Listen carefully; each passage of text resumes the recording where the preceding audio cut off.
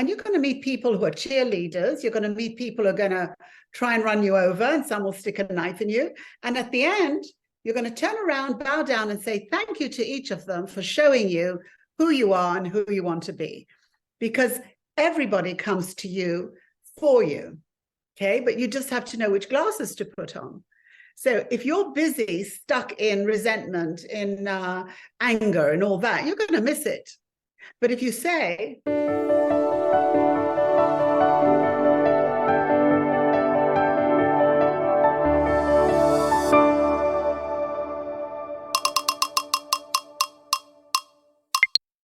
we can't understand God or universe through the mind. It's impossible. I just saw this interview with Elon Musk, who says he wants to put chip in people's brains, and he wants this brain to grow so intellectually so that it can finally find out what the universe is.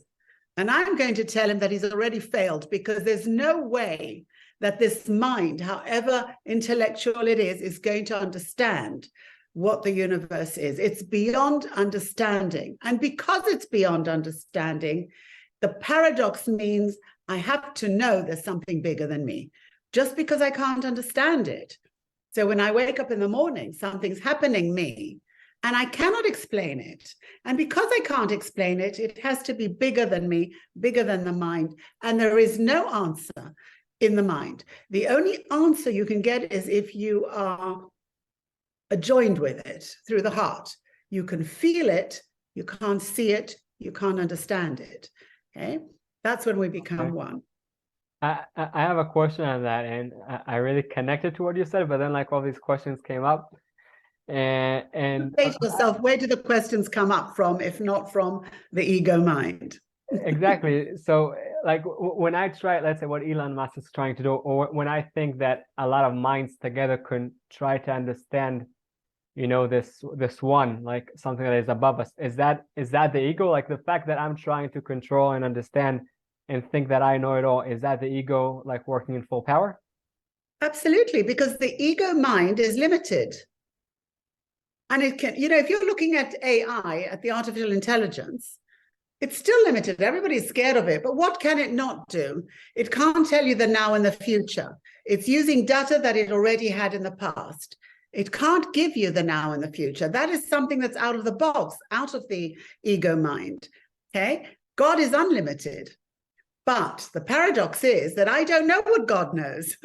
So in order to discover that, I have to let go of knowing, so that I open it. Just accept the fact that I don't know. Just accept the fact. Yes, because the moment you do that, you discover. We are in discovery every day. We discover ourselves. We discover what he already knows. I say he, just for the want of using something that we can relate to, okay?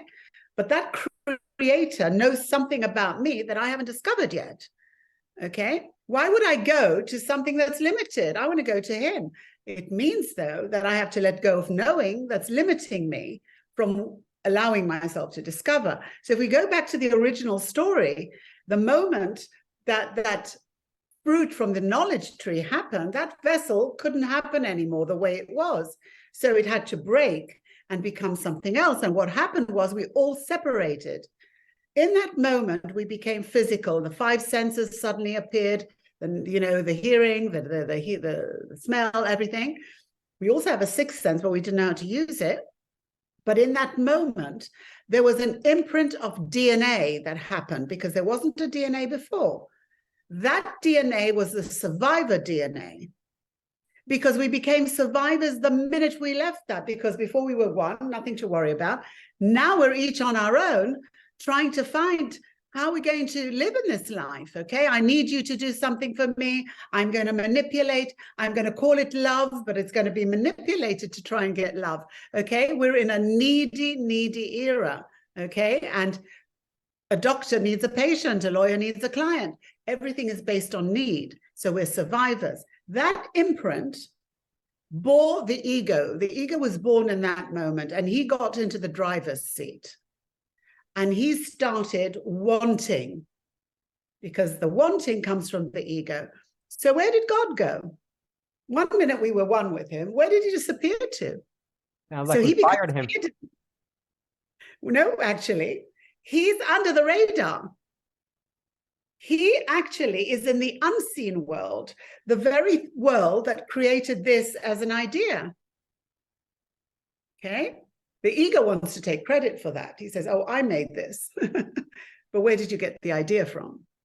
So it's somewhere in time and space, and God hides in your imagination. In the out of the 4% box, that's where he resides within you, because he's the one supplying the ideas to you. And you want to understand the difference. So when you're not controlling and you're not trying to understand, an idea appears, and not from the same space that the mind, the recording machine is working. It's a different space. And what happens the minute you get an idea? Inspiration happens. You don't plan inspiration. You don't look for it. It just happens automatically as a result of a new idea. Now, if you do something effortlessly, physically, in relation to that, you pick up the phone, you make an appointment, you start moving, you start the momentum going. That's how manifestation happens. A lot of mentors are using the word manifestation, I believe, in a wrong way. They say, you want something, close your eyes, start imagining. No, that's what the ego wants. And what if God didn't want that? What if God doesn't want everybody to be a millionaire? What if in your lifeline, you're not meant to be? So you're going to be struggling every day to try and manifest something that's not in your lane. But if you let go, you will discover what's in your lane. And then at the end of the day, you are being serene and happy and flowing. And isn't that what you wanted in the first place when you were running after your tail to try and get something through the ego? So we need to understand that split that lives within us. We live duality. We live the ego, mind, and we live God. So where's my free choice? Because at the end of the day, it's what you want to feel about you. Okay. So the only way and the only key to get into that place that everything is to surrender to it. It's to surrender knowledge, is to let go of thinking that you know everything. And in that moment, you start discovering. And then you're happy. So you're not fighting, you're not struggling, and you're not wasting time trying to get something that's not meant for you. And I'll tell you something else, jealousy. Jealousy is not a bad thing if you know how to use it. You will never be jealous of somebody that has something you don't want. So say somebody has a beautiful house in Russia, but you'd never wanted to go and live in Russia. You're not going to be jealous of that person. But if you wanted to live, say, in Thailand, you might be jealous of that person. So what lies under that is your desire.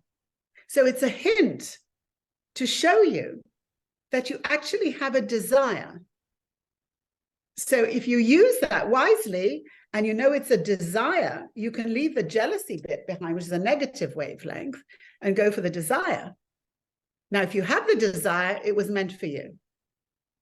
Wow. That's like, you know, like this whole last part about jealousy, because usually we know what we focus on the jealousy part is like this really bad thing. And I you know, as you said, I don't think it's something good or bad. Also, you talk about that, what is good and bad, but the whole jealousy part usually is like, okay, jealousy, you know, cross it off. And now you're saying, no, jealousy, you said so many things that I could have, you know, it was amazing. Because you can get stuck there. You can get stuck there. The amazing part, Ronny, that you just now said, that jealousy, don't cross it off.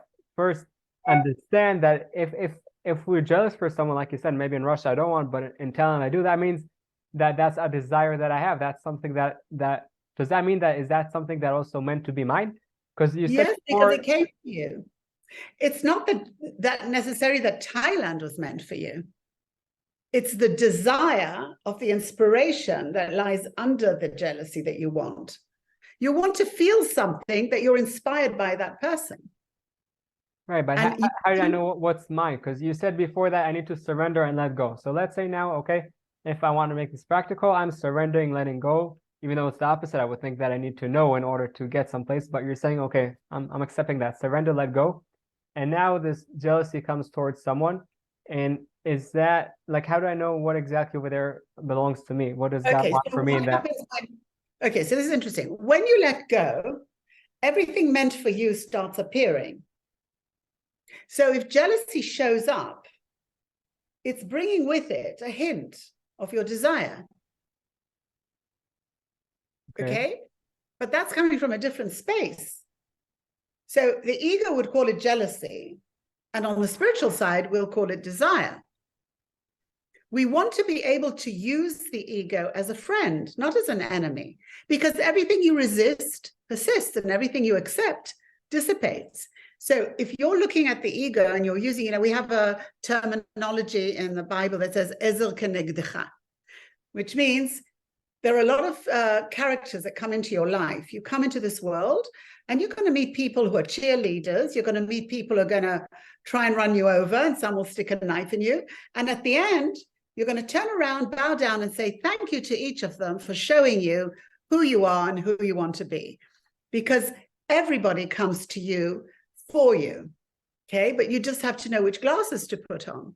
So if you're busy, stuck in resentment, in anger and all that, you're going to miss it. But if you say, why is that showing up in my life? Hang on, what does it want to show me about me? Oh, so it first wants to show me I can be jealous, but it also wants to show me I have a desire.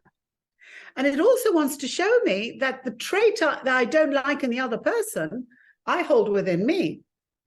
And as long as I don't cleanse it within me, that person is in prison with me. He can't change his ways with me because I'm not changing mine. And I have a need for him to mirror me. So I stick him in a place that he can't let go of because of me, because I'm not cleansing that. Okay, so I have to be in the space that I understand that everything that's showing up is showing up for my benefit to improve me spiritually. We're on a spiritual path.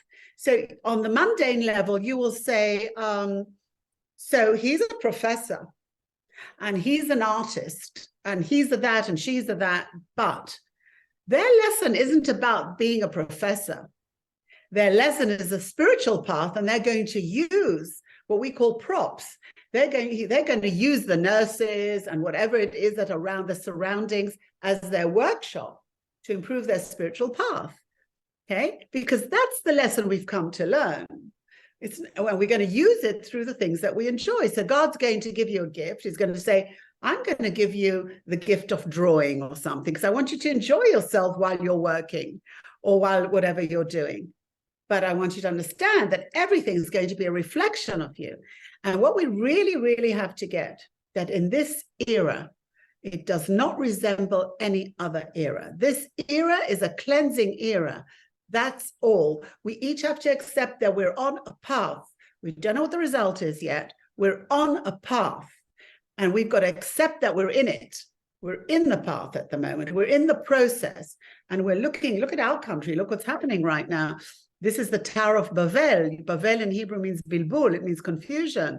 When the truth looks like the lie and the lie looks like the truth, and everybody's getting confused, and you see everybody out screaming, but yet they use words like oneness and, in Hebrew we say achdut, oneness and unconditional love and all that. But they still come to the protests with their own personal survival agenda. Okay, and until everybody crosses up to one agenda, until everybody understands nobody has to fight for their rights, because we're the human race. We're not a black race, we're not a Jewish race, we're not a Christian race, we're one human race. That will be the moment that the tower falls down. We're not there yet, we're watching it, and everything that you're seeing on the macro represents the micro. We have our own little inner discussion, which is in relation to what we're watching, because it's all meant for us and our spiritual journey. So we have to know how to use it so that we can improve ourselves. I can't be a light if I'm not a light. I can't shine the light on you unless I'm the light myself. So, mentors, especially mentors and teachers, have to first be the light. And they're doing the work just as much as the students. You can't not, So when I'm listening to this download, there's a Ronny here on her spiritual path. And I'm also fine-tuning and understanding and what am I watching and fixing it and so on. If I'm not being the example, I can't show you that it works. It has to happen to me first, right? Sure. So We're all in this together. On the macro, on the micro, we have to come together and understand that we're all on one journey to get back to the oneness, only this time through choice, not because it was done to us, but because we made the choice to do it. And the only way to do that is to get rid of the ego. And you might say, you know, some people say we're being prepared for the 5th dimension, but that we're on the 3rd dimension. And you'd say, okay, so where did the 4th go? Right. The 4th dimension is death. It could be a physical death, or it could be killing the ego while alive, but it's the death of the ego. And that comes by surrendering? That comes by being under the radar of that DNA blueprint. It comes from crossing over, and you cross over when you relinquish your need to know. You cross over, and then you're changing the DNA. Wow. You're saying like letting go of the need to know, and this is like, it's I understand what you're saying, but it's like kind of exactly the opposite. Like we're in the generation of so much knowledge, you know. What a kid knows today when he's 10 years old is more than what someone knew when he was 100, I don't know, 100 years ago, even less. So it's interesting that you're saying actually what, like all of the knowledge that we think that we know everything, and like that we're in the top and everything is in our control, that's exactly what we need to release. And that's really interesting. You're talking about 2 different not knowings. There's a knowingness and there's knowledge. Yeah, but out of knowledge, many people try to come to knowingness inside. And you're saying that the mind is not, that it's not, it doesn't work through there. And the mind won't let you go to the knowingness. There's no way. I hope you enjoyed the video and you got some tools to overcome your challenges and light your path. For us to help other people, please press that thumbs up and subscribe to the channel. And don't forget that the most amazing things in life are the one you take for granted.